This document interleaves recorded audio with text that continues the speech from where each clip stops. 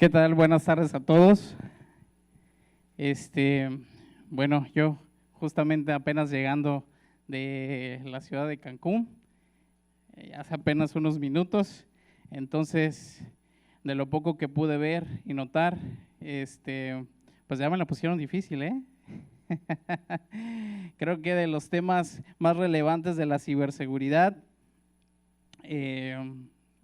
todo lo que es la infraestructura, el proceso, creo que lo han estado viendo durante los inicios, desde que se inició las conferencias. Me gustaría preguntarles, ¿cuántos de aquí de verdad quieren dedicarse al tema de la ciberseguridad? Que levanten la mano.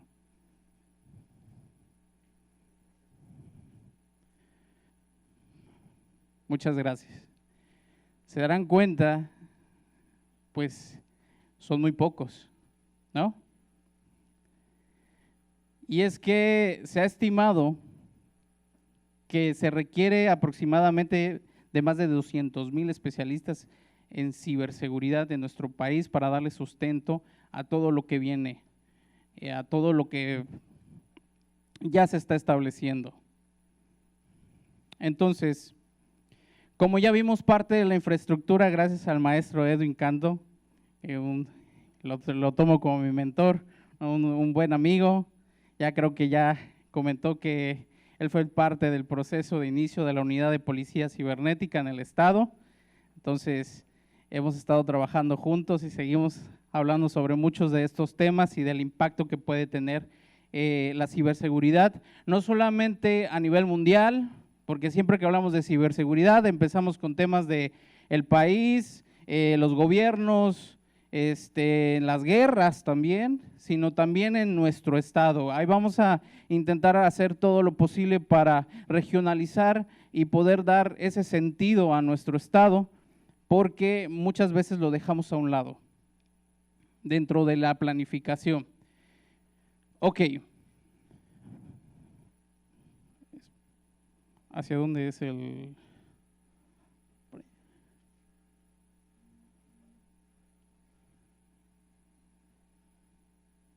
Vamos a ver. Ok, antes de iniciar, me gusta siempre empezar con decirles que pues la información que vamos a ver en ese momento es meramente con fines educativos. El uso que se le dé a la información, ahora sí que es responsabilidad del usuario. El autor de la presentación, o sea, mi persona, no se hace responsable por los daños o perjuicios que podrían derivarse del uso o interpretación de la información. Esto es muy importante. ¿Por qué? Porque mi intención el día de hoy es que ustedes puedan hacer un análisis táctico, estratégico sobre lo que son infraestructuras críticas. Significa que la motivación de esto es que ustedes puedan reconocer ciertas áreas de oportunidad que a lo mejor se están presentando el día de hoy ante la implementación de la ciberseguridad y que contemplan también a lo que es el gobierno. Y todo se basa en el Internet de las cosas. ¿Quién ya conoce el tema del Internet de las cosas? ¿Nadie? El Internet de las cosas es la base de muchas de los establecimientos de ley, es la base de muchas de las planificaciones y estrategias, y es justamente el establecimiento de que todo va a estar conectado al Internet en algún momento. No estamos lejos de eso, estamos muy cerca. Ya hoy en día hablamos de licuadoras conectadas a Internet, lavadoras conectadas a Internet, tazas conectadas a Internet, casas inteligentes. ¿O qué otra cosa a lo mejor podríamos considerar que es útil y no esté conectado a Internet? Nuestra vida está conectada a Internet a través del dispositivo móvil. Entonces, El Internet de las Cosas es el inicio del establecimiento de muchos proyectos que hoy en día se están presentando, no solamente como proyectos de sustentabilidad, sino también proyectos en ley y que afecta a diferentes factores. Hablar de infraestructuras críticas y gobierno digital es un tema muy amplio. La verdad es que viene inmersos muchas cosas, pero me gustaría dedicar el tiempo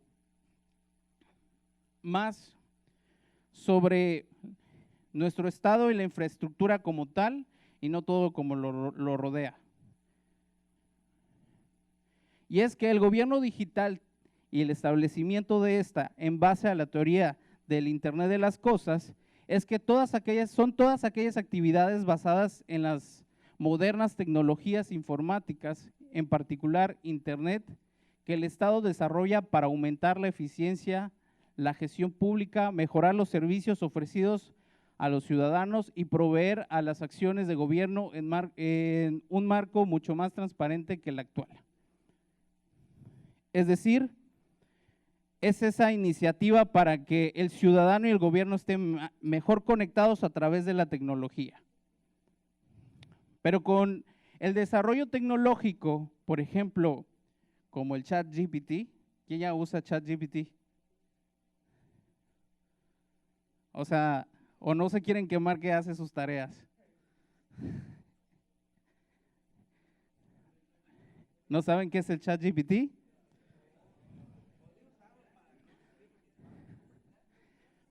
Podría ser. Con el ChatGPT vinieron muchos cambios, que es parte de la inteligencia artificial, la estructuración de la inteligencia a través de la información que se encuentra en la red.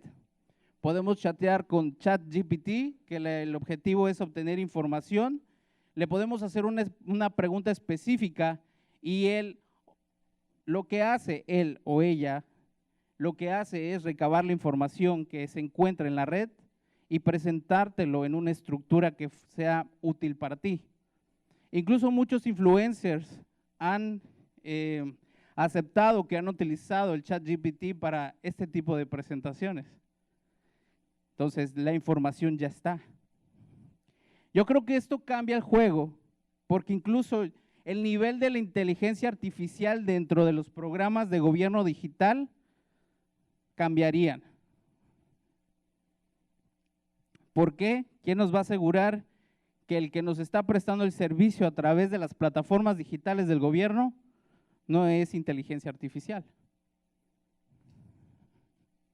Ahora, en perspectiva, digamos que el gobierno digital tiene varios objetivos, pero los principales, en mi experiencia y bajo mi experiencia, diría que son la competitividad a la hora de generar procesos eficientes, es decir, mejorar esos procesos, horario flexible a la población, es decir, ampliar los horarios de atención. Ya hoy en día es una realidad poder entrar a plataformas 24/7. Las dependencias de la administración pública obtienen una reducción de costos de operación notable. Significa que el miedo de muchos, ¿no? Si alguien puede hacer mi trabajo, ¿dónde quedo yo? Y es que parte de eso es justamente la inteligencia artificial, donde posiblemente se integre a esta parte de la estructura, donde ya no sea requerido a lo mejor la persona, una persona que esté administrando. Obviamente, siempre vamos a requerir de un monitor porque hay fallos. Incluso el ChatGPT, que es la novedad. En el último caso, se expuso que ChatGPT había filtrado información, números telefónicos y correos de personas reales. Es una inteligencia artificial porque va aprendiendo, va creciendo, pero siempre va a necesitar de moderadores para poder ser útil para nosotros. Estos 3 puntos son importantes en la implementación de un gobierno digital. son las bases para mejorar esa conectividad del usuario, el Estado y el gobierno. ¿Qué requerimos? ¿Qué requerimientos hay para implementar este tipo de proyectos? Contar con un marco legal y normativo que regule las actividades relacionadas con la ciberseguridad, tanto en el ámbito público como privado. Y aquí les comparto algo en mi experiencia en temas de ciberseguridad. De los retos más grandes es la implementación de proyectos tecnológicos que no están fundamentados a través de la ley. Es un reto. Puede haber la tecnología, se puede desarrollar, pero tiene que tener un marco legal y normativo para poderse establecer. En el caso de la unidad de policía cibernética es un reto diario, porque a lo mejor se genera una tecnología que nos pueda dar mucha información para poder llegar a quien sea responsable de un delito de extorsión, de fraude, entre otros. Sin embargo, si no existe una normatividad que me pueda proteger en la implementación de esa tecnología en mi caso, cae, no lo puedo presentar. Pasa lo mismo en la normativa del uso de la tecnología.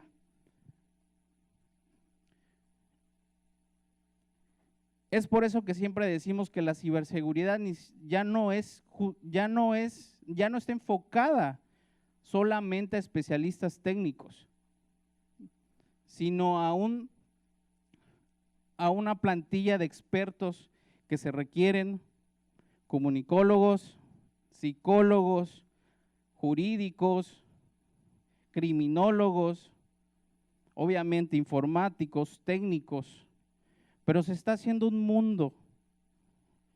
Todo esto de la implementación de la ciberseguridad, de la tecnología, de las herramientas, del crecimiento, ya es algo en el que todos estamos inmersos.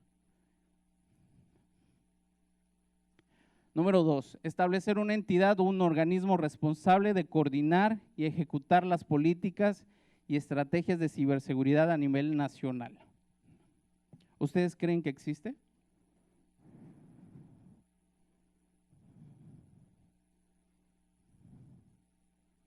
¿Tenemos algún órgano que se dedique a hacer esto?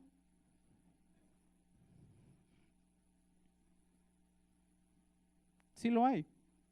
Sin embargo, nos falta mucho por avanzar. ¿Por qué? Porque como bien estaba diciendo el maestro hace un momento, Edwin, muchas veces de los retos también que existen en la implementación de estos proyectos es el presupuesto. Y el presupuesto muchas veces lo es todo. La capacitación, la infraestructura tecnológica, personal, quien se dedique a realizar específicamente este tipo de actividades.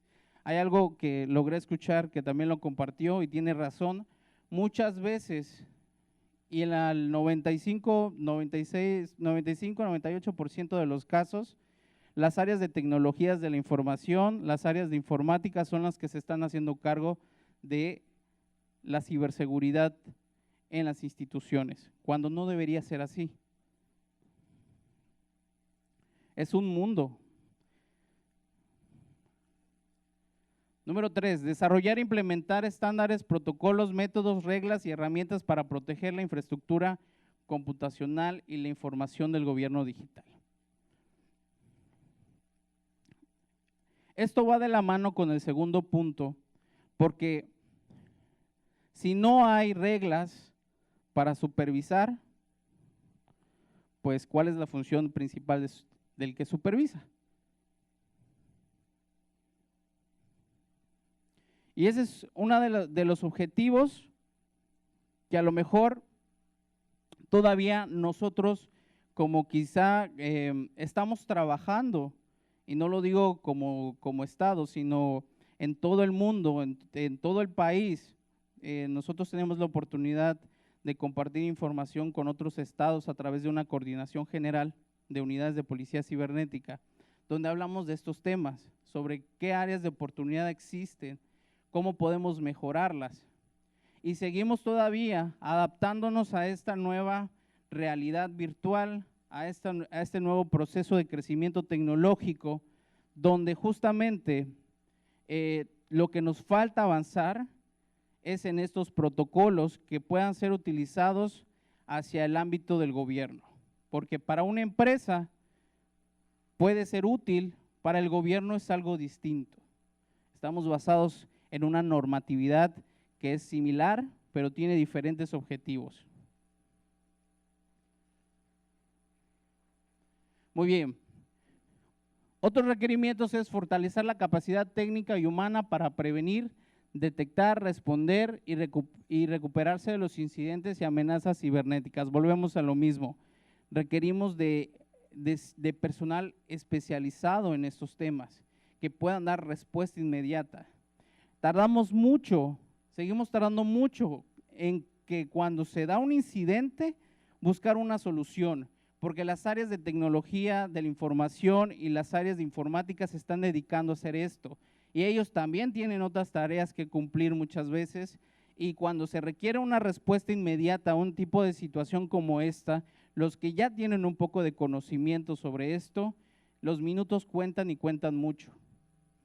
Los ataques de ransomware son inmediatos y se requiere configuraciones técnicas y un protocolo que implementar lo más pronto posible antes de que otros dispositivos se sigan infectando. Y si le damos horas, días, pues es muy difícil que se pueda recuperar la información. ¿Ok? Promover la cooperación y la colaboración entre los diferentes actores involucrados en la ciberseguridad, tanto a nivel nacional como internacional. Hemos buscado sustentar esta colaboración con los estados, compartiendo información a través de las plataformas digitales para poder reforzar y no ser vulnerables, porque en la ciberseguridad no es que vaya a pasar un tema y sea exclusivo en el estado de Quintana Roo. Cuando pasa un tema de ciberseguridad es algo que afecta a otros estados también, que incluso nosotros podríamos ser los afectados, pero inició en el norte del país. Y eso pasa. Entonces, en búsqueda de reforzar estas estructuras de comunicación, hemos buscado la coordinación general de unidades de policía cibernética, de áreas de comunicación y tecnología, para poder compartir y estar al día con la información que trasciende, que nos pueda afectar. Hoy en día estamos expuestos a muchas cosas, activismos que afectan en el ámbito de la ciberseguridad. Hablamos de criptomonedas, el alza, la baja, la venta, colectivos, todo afecta. ¿Por qué? Porque no solo nos enfrentamos a acciones de virus informáticos, malware, sino aspectos como ingeniería social, como lo que estaba hablando el maestro, que son estas técnicas de manipulación y son aprovechadas a través de lo que es tendencia en la red y en las personas. Hay gente especializada que se pone a monitorear qué es lo que está pasando día con día y aprovecharlo. Fomentar la cultura y la conciencia sobre la ciberseguridad entre los funcionarios públicos, los ciudadanos y los proveedores de servicios digitales. Seguimos nosotros fortaleciendo también en ese aspecto, a través de la unidad de policía cibernética, esto de lo que llamamos prevención del delito cibernético. Mantenerlos informados a ustedes, tanto al sector público como al sector privado, a la ciudadanía, a los usuarios. Todos somos usuarios. Todos tenemos un dispositivo, todos tenemos una cuenta. ¿O hay alguien aquí que no tenga una cuenta de algo en el internet? Nada. Todos somos usuarios, todos somos parte de la red, todos somos parte de la Matrix.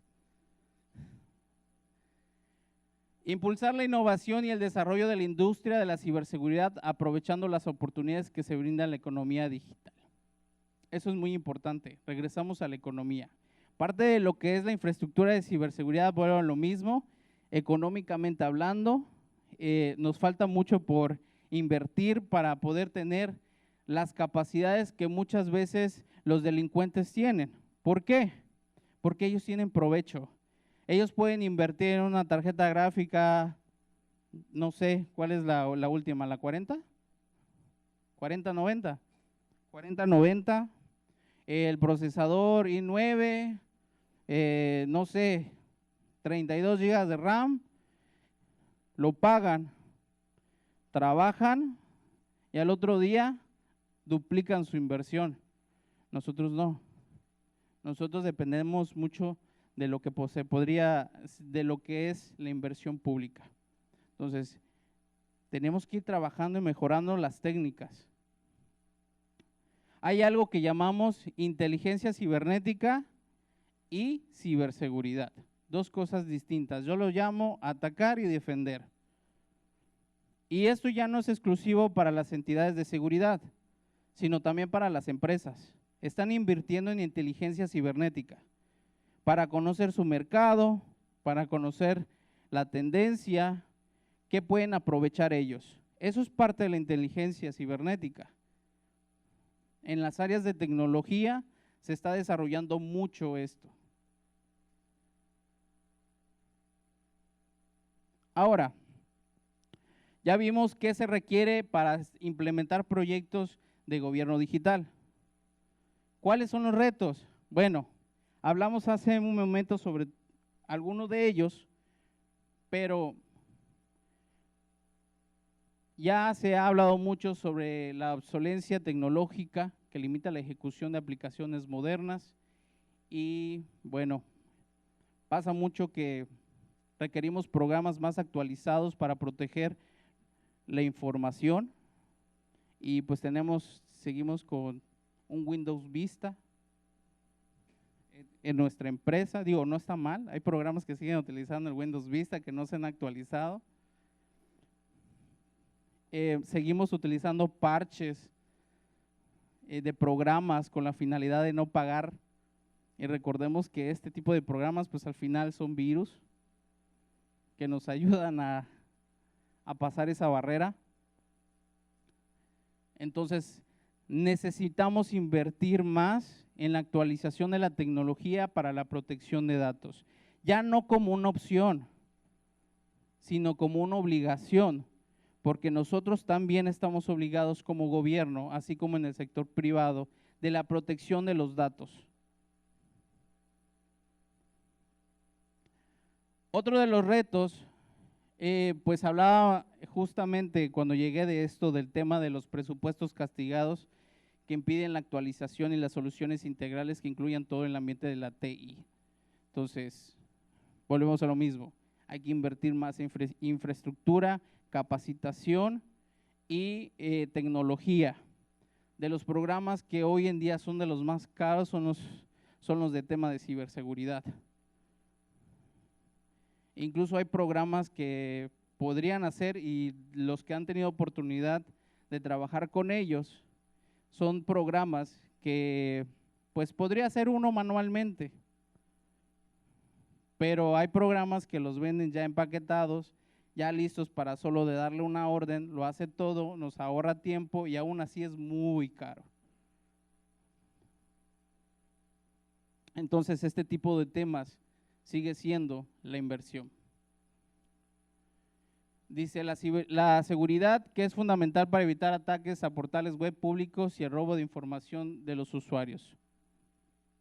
Hay que tomarle un poco en la importancia a este tema, a la relevancia de la ciberseguridad en las empresas, en gobierno. Creo que nos falta mucha cultura de la ciberseguridad.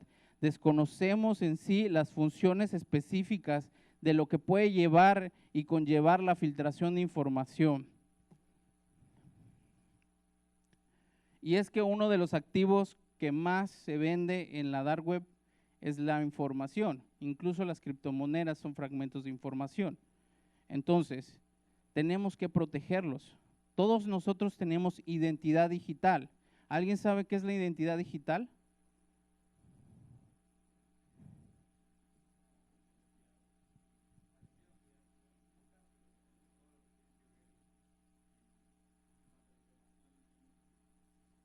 Así es la información que dejamos en la red, la huella digital que dejamos en la red para llegar a nuestro yo real. Es decir, datos específicos como nuestro nombre completo, dirección, correo, y eso aparece en suscripciones, y esas suscripciones muchas veces están en bases de datos públicas y no lo sabemos. Cuando realizamos búsquedas OSINT, que son este tipo de búsquedas de fuentes abiertas, como se les conoce, logramos encontrar mucha información a través de estas plataformas de uso común en el que entregan datos específicos y no tienen la ley de protección de datos o no cumplen con ella.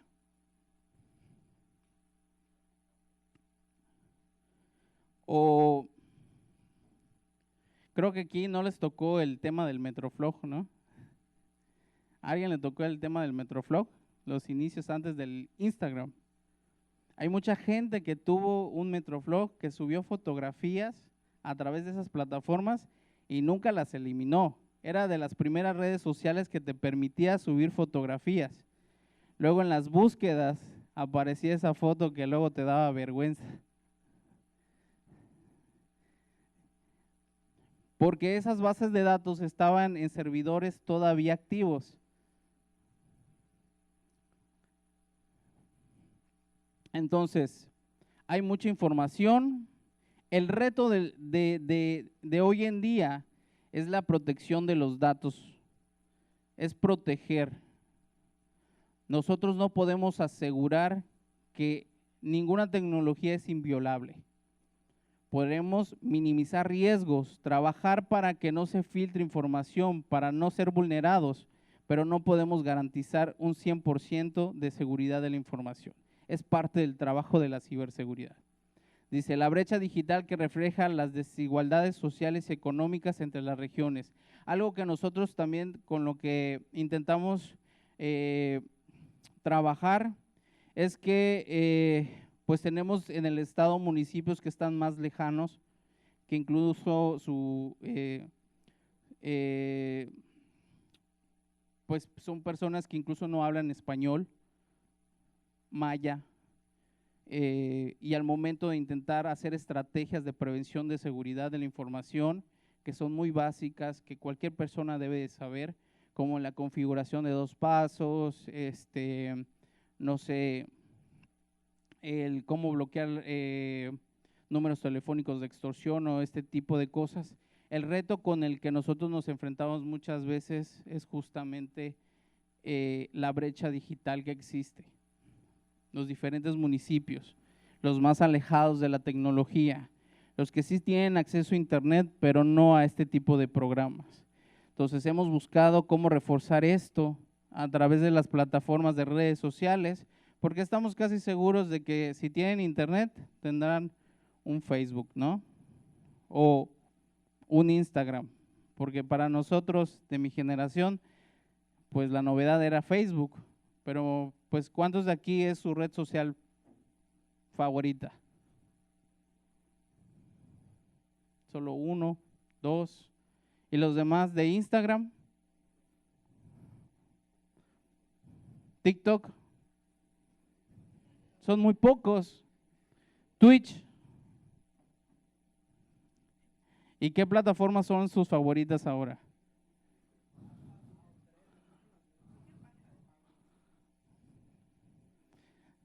¿La conoce, maestro? Son esos, es parte del crecimiento. pero si vamos a veces a esas localidades, están todavía en ese paso del inicio de la tecnología. Recordemos que el acceso a Internet ya es un derecho, es un derecho,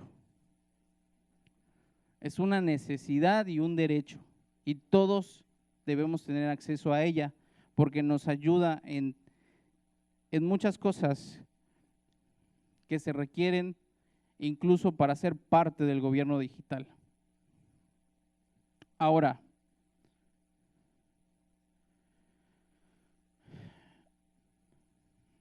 hablando, a ver, permítame tantito.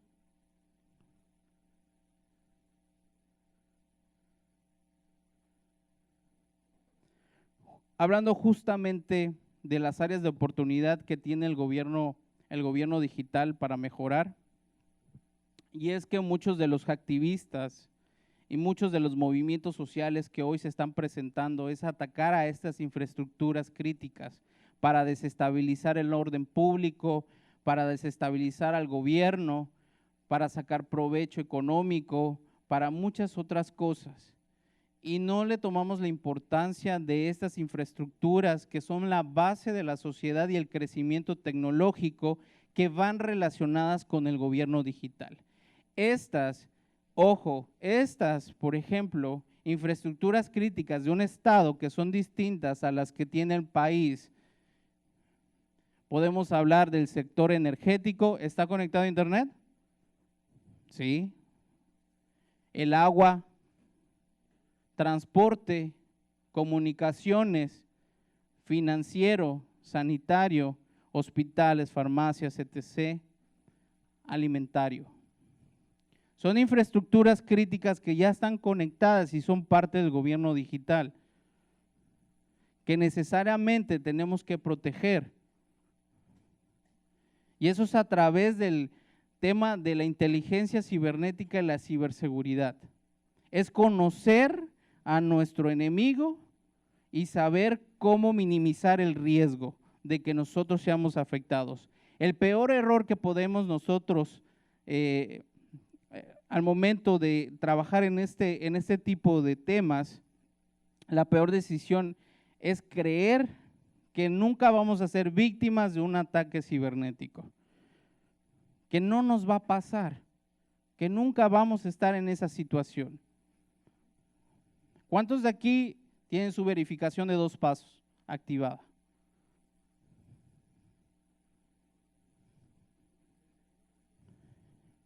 Bien. ¿A cuántos de aquí ya les habían robado el WhatsApp? ¿Todavía?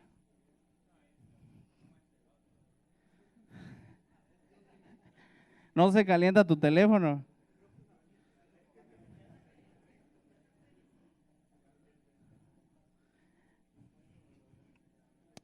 Entonces, no podemos decir que nosotros no vamos a ser víctimas, tenemos que trabajar, es parte del trabajo, ser estrategas y poder nosotros dar un paso enfrente antes de que nos vaya a tocar ser una víctima. Es parte del trabajo, conocer lo que se está moviendo, qué incidentes se están dando, qué filtraciones de información, qué tipo de malware se está filtrando, qué tipo de datos se están filtrando y ver en lo posible, si es mi trabajo, proteger mis infraestructuras críticas, tanto de la empresa como la del Estado, como las del país, porque todos somos parte de un sistema que ya está conectado en un gobierno digital. Recordemos que nosotros somos ciudadanos, que ya somos usuarios y que tenemos una identidad digital ya en la red. Y esa identidad digital muchas veces no le damos la importancia de todos los datos que le damos y le hemos proporcionado, que están almacenadas en una red, que están almacenadas en un servidor, que no sabemos si es seguro, que no sabemos si está protegido. Y imagínense, si estamos hablando del área de oportunidad de poder invertir en tecnologías de ciberseguridad, ¿se confiarían sabiendo hoy en día que de lo que más se necesita es inversión en ciberseguridad de los datos? Es algo que pensar y es algo que necesitamos hoy en día a través de ustedes. Por eso les preguntaba, ¿cuántos en verdad se quieren dedicar a esto? Es un tema muy interesante.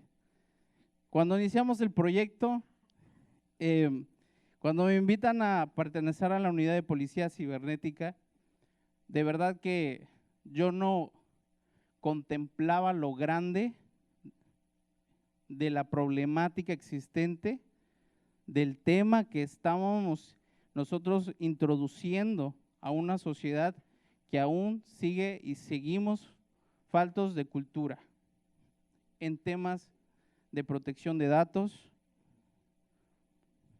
y en el manejo de sistemas.